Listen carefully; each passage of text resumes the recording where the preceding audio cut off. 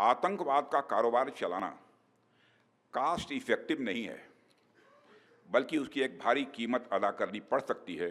इसका अंदाज़ा आज पाकिस्तान को हो चुका है। फिर से मैं दोहराना चाहूँगा, तो आतंकवाद का कारोबार चलाना कास्ट इफेक्टिव नहीं है, बल्कि उसकी एक भारी कीमत अदा करनी पड़ सकती है। इसका अंदाज़ा, इसका अनुमान आज पाकिस्तान को हो चुका है। हमने आतंकवाद के खिलाफ भारत की स्ट्रेटजी और रिस्पॉन्स दोनों को रीडिज़ाइन और रीडिफाइन किया है। हमने पाकिस्तान के साथ अपने इंगेजमेंट और स्कोप ऑफ डायलॉग को रीकैलिब्रेट किया है। अब जब भी बात होगी, केवल आतंकवाद पर बात होगी, पीओके पर बात होगी और किसी दूसरे मुद्दे पर पाकिस्तान के साथ बात नहीं होगी।